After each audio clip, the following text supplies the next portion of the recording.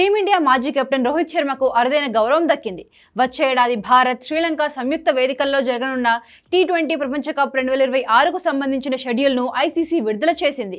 ముంబై వేదికగా జరిగిన ఈ కార్యక్రమానికి టీమిండియా మాజీ కెప్టెన్ రోహిత్ శర్మ, ప్రస్తుత టీ20 జట్టు కెప్టెన్ సూర్యకుమార్ యాదవ్, భారత మహిళల జట్టు కెప్టెన్ హర్మన్ ప్రీత్ కౌర్ హాజరయ్యారు. అయితే ఈ సందర్భంగా రోహిత్ శర్మకు ఓ అరుదైన గౌరవం దక్కింది. 2024 టీ20 ప్రపంచ కప్లో భారత్ను విజయ పదంలో నడిపించిన రోహిత్ శర్మను టీ20 ప్రపంచ కప్ 2026కు బ్రాండ్ అంబాసిడర్ గా ఐసీసీ నియమించింది. ఈ విషయాన్ని ఐసీసీ చైర్మన్ జై షా అధికారికంగా ప్రకటించారు. 2026 టీ20 ప్రపంచ కప్ షెడ్యూల్ ను ప్రకటించే ముందు రోహిత్ శర్మ టోర్నమెంట్ కు బ్రాండ్ అంబాసిడర్ గా ఉంటారని ఐసీసీ చైర్మన్ జై షా వెల్లడించారు. కాగా భారత్ కు గత టీ20 ప్రపంచ కప్ అందించిన తర్వాత రోహిత్ శర్మ టీ20లు, ఆ తర్వాత టెస్టులకు వీడ్కోలు పలికారు. కాగా టీ20 ప్రపంచ కప్ 2026కు బ్రాండ్ అంబాసిడర్ గా రోహిత్ శర్మ నియామకం సరికొత్త చరిత్రకు నాంది.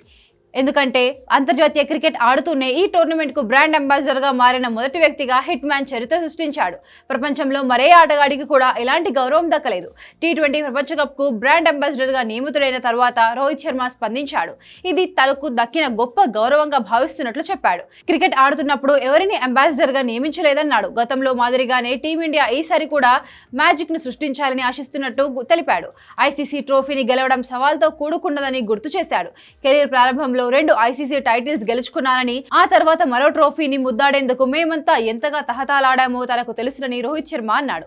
రోహిత్ 2007, 2024లో భారత్ టీ20 ప్రపంచ కప్ గెలిచిన జట్టులో సభ్యుడిగా ఉన్నాడు. టీ20 ప్రపంచ కప్లలో హిట్ మ్యాన్ 44 ఇన్నింగ్స్లలో 1220 పరుగులు చేశాడు.